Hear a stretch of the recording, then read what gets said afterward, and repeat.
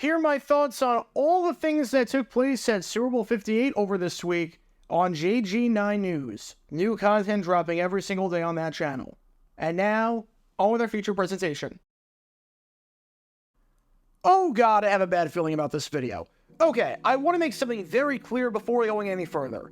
In no way whatsoever is this an endorsement. In no way whatsoever am I promoting RFK, am I saying that RFK should become president, or anything along those lines. This is not a political channel, it never has been, and it never will be. God willing, this will be the only time we're ever even remotely talking about the election in a video. And the only reason we're doing it here is because it ties into the Super Bowl with the advertisements, and because this ad was talked about a ton. And I was asked a lot about this ad. If you want to vote for RFK, that's your choice. If you don't want to vote for RFK, that's your choice. If this doesn't apply to you because you don't live in the United States, honestly, I kind of envy you. Because the 2024 NFL season, with the amount of political ads we're going to be getting, is going to be brutal. But just keep that in mind with everything here. I am just talking about the merits of the advertisement itself. Because here's the thing. A good ad is a good ad. And a bad ad is a bad ad, regardless of what company does it. I think cryptocurrency is a scam. And I would never, not for 1 second, invest in crypto or meme coins or anything like that.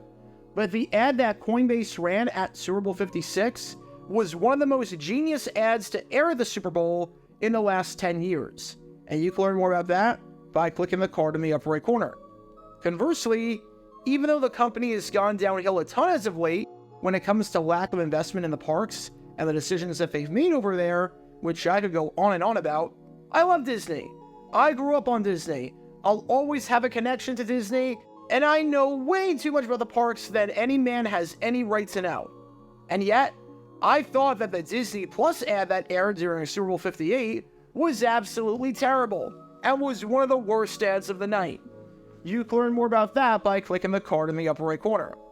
So a company or a person can air an advertisement that is really good, even if you disagree with everything they do, and vice versa. A company or a person can air an advertisement that is really bad, even if you love them normally.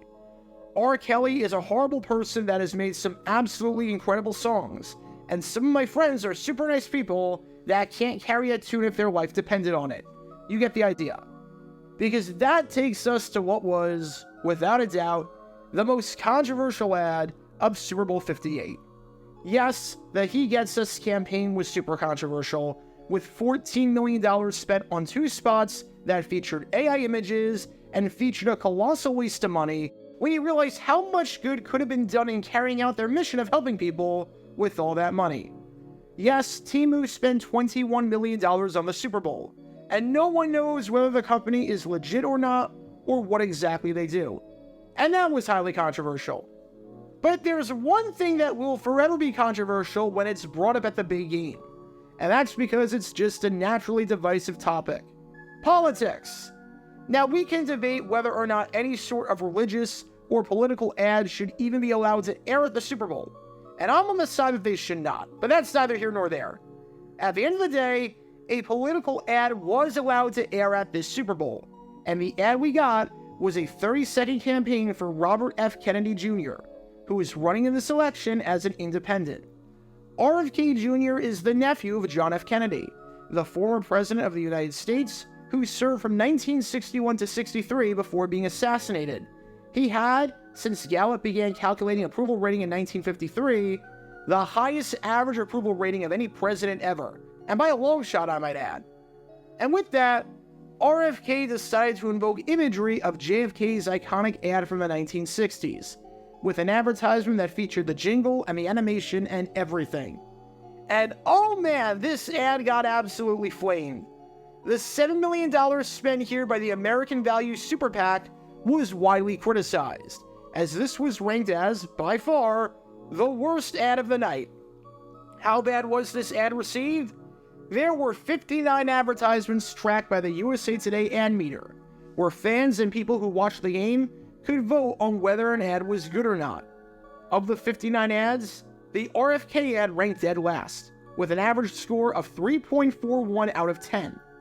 For some perspective on how bad that is, only one other commercial even scored below a 4, and that was Snapchat's horrible ad, where they encourage people to get off of social media and use Snapchat, which makes no sense when you think about it for more than 5 seconds, seeing as Snapchat is definitely a social media platform. The ad was so poorly received that it was even criticized by RFK himself, who said that he had no involvement with the ad whatsoever, and was sorry if his family was hurt by the ad and by seeing him invoke the imagery of JFK. Said RFK Jr. on the ad, "I'm so sorry if the Super Bowl advertisement caused anyone in my family pain." The ad was created and aired by the American Value Super PAC without any involvement or approval from my campaign. FEC rules prohibit Super PACs from consulting with me or my staff.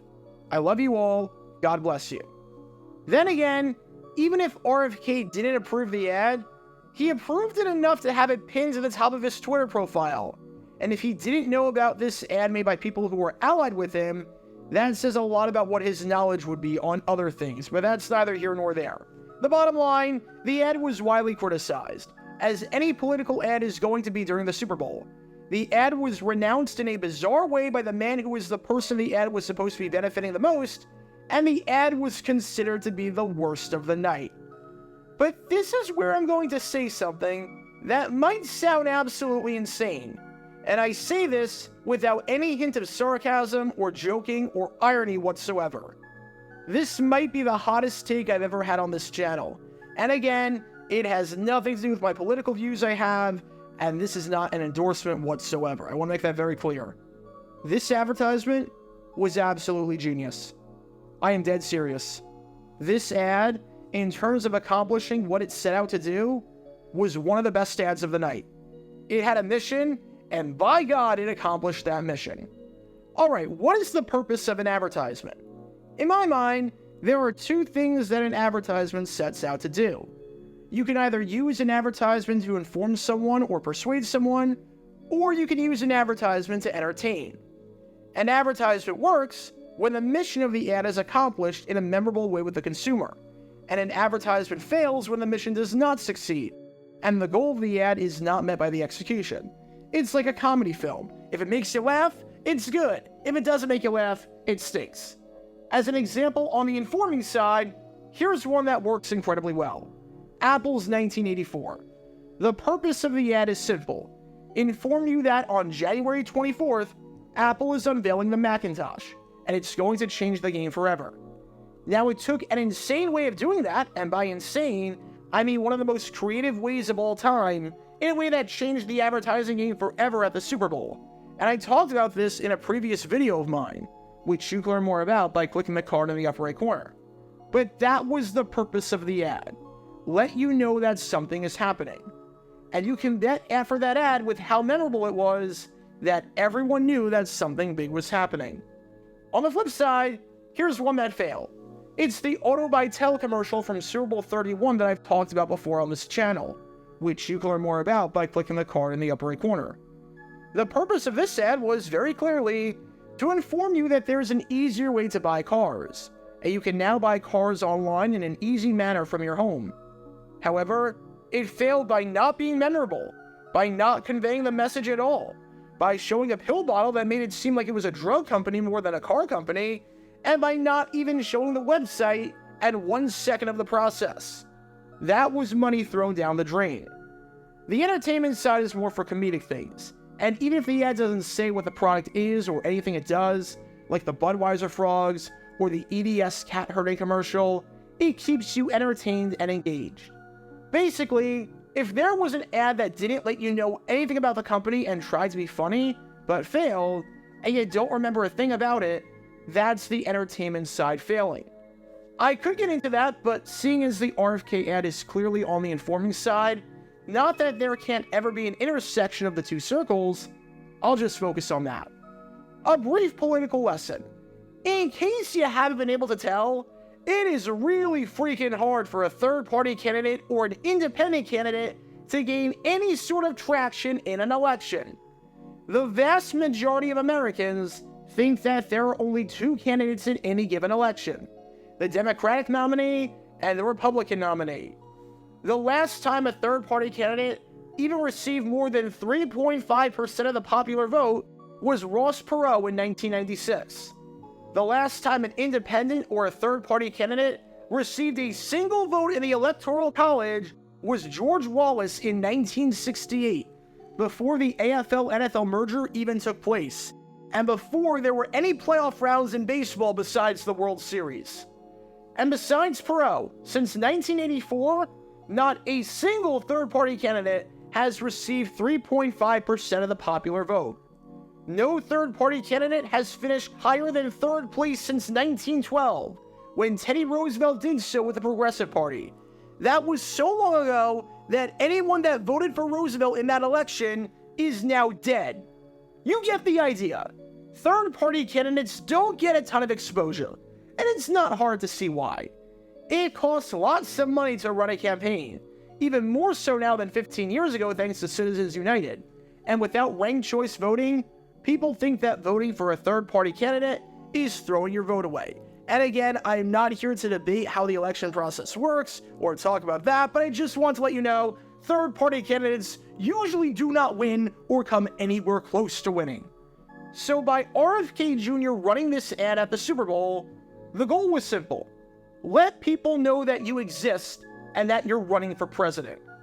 Now, you can debate whether it was appropriate to have the ad air at the Super Bowl. You can debate whether he'd actually be a good fit for the office or not, and you can debate a whole bunch of other things. But let me ask you this. If that was the goal, did he accomplish the goal? You bet your bottom dollar that he did. He had a goal. Let people know that he was running. He aired an ad in front of the largest television audience in American history. And at the end of the day, people were talking about it. And it drew controversy, and drew enough of a reaction for people to feel very strongly about it one way or the other. You know he exists. You know he's an option on the ballot. I'm not saying that this is like the Dunkin' Donuts ad or the State Farm ad, where I'll genuinely watch it over and over again. I'll be happy when it comes on my TV. And I'm not saying that this is going to live on in the history of Super Bowl ads like Apple's 1984 or the iconic Budweiser Clydesdales. But the ad did what it sought out to do, which is more than I can say about a ton of these other companies that advertised at the game. Because here's the other thing. Just because you air an ad at the Super Bowl doesn't necessarily mean anything. If RFK played it by the book and did it like every other presidential ad that you see, where he's either talking about his policies or he's attacking the other candidates, this ad doesn't receive the attention that it does, because people tune out right away once they realize that it's a political ad. They see Trump's face or they see Biden's face in the first second with a quote attached to one of them, they know it's a political ad, and they tune out for the next 29 seconds because no one wants to watch that. But this is where the genius of the RFK ad comes into play, because the ad was done in such a different way from every other ad that aired during the Super Bowl. The vast majority of ads during the big game were this: here's a celebrity, here's our product, buy our product. Lots of CGI involved too. It's tough to stand out when you do that, especially when you only air one ad. Yes, you had companies like State Farm and Dunkin' Donuts that stood out because they were genuinely funny and creative, but you had a bunch of other companies that you probably forgot advertised at the game. And the game took place earlier this week if you're watching as of this video. So what does the RFK ad do? Screw it. We're going back to the 1960s. We're using a jingle. We're using basic cartoons and animation that no other ad is using. Even if this is an ad that is just a reworking of JFK's ad from more than 60 years ago, it is so different than anything else currently on TV that it's going to stand out. And by God, it did. If I were to ask you, what did you think about the Bass Pro Shops ad that aired during the game? You probably would be like, wait, which ad was that? If I were to ask you, what did you think about the CrowdStrike ad that aired during the game? You'd probably be like, wait, which ad was that? If I were to ask you, what did you think about the H&R Block ad that aired during the game? You'd probably be like, wait, which ad was that? You know how I know this? Because one of those three companies I just mentioned did not, in fact, air an ad during the Super Bowl. And you probably couldn't tell me off the top of your head which one I completely made up. But if I ask you, what did you think about the RFK ad? Or what did you think about the animated ad with the jingle? Oh, you know exactly what ad I'm talking about. The goal of this ad was to increase brand awareness. And it absolutely did that. And regardless of your thoughts on RFK, you can't deny that. Now, am I saying based on the ad that aired in the Super Bowl that RFK has a shot at winning the election? Absolutely not. And again, this is not a political video in the slightest bit. This is not an endorsement one way or the other. God, no, I don't do that on this channel. I don't like talking politics on this channel because you're here for sports, you're here for football. The only reason I'm talking about this is because number one, it had to do with the Super Bowl, and number two, I got asked a lot of opinions on this ad, so I figured I'd share my thoughts with you. Again, this is in no way whatsoever an endorsement, one way or the other. That's the last thing I want to do is talk politics. Is it comfortable for you as it is for me? This will be the first and, God willing, the only video that we will mention the 2024 election in, and that is, again, because it took place during the Super Bowl, and it was an ad that aired during the big game, and that's fair game for me because I talked about dozens and dozens of ads on the channel before. There's a whole playlist of them. You can see them in the upper right corner. All I'm saying is this. You knew this ad aired. You knew this ad existed. Based on what he sought out to do, mission accomplished. Was this ad well received by the general public? No. Should this ad have even been allowed to air during the Super Bowl? No. And is it ridiculously stupid that RFK himself said that he didn't endorse this ad and had no idea about it, but had it pinned to his Twitter profile? Absolutely. Especially since I, along with just about every YouTuber that pins a comment, is saying, I endorse this message in some capacity and want people to see it. But considering the purpose of the ad was to let people know that he existed, did this ad work? And was it memorable? Oh, you bet. You better believe it. When John F. Kennedy ran for president in 1960, it was a much different world. The Minnesota Vikings did not exist, the Super Bowl was not even close to becoming a reality, and the entire southeast part of the United States was without a pro football team. But with his nephew running for president in 2024, he used the big game to his advantage. Because while some people won't be able to get Harmon's game-winning touchdown out of their head, or Usher's incredible halftime show out of their head, others left Sunday's game unable to get that stupid Kennedy jingle out of their head. Get your official Jaguar Gator 9 merchandise by going to jj9shop.com, and be sure to like and subscribe, as it really helps the channel out a lot. Join me every Wednesday night where we'll play NFL Trivia for cash prizes at 9 p.m. Eastern over on Twitch. To learn more about the history of college football, subscribe to Jaguar Gator 8. To learn more about the history of Major League Baseball, subscribe to Jaguar Gator 7. Also, special thanks to all of our Patreon supporters for helping out the channel. Your support is greatly appreciated. See how you can become a patron and request future video topics in the description below.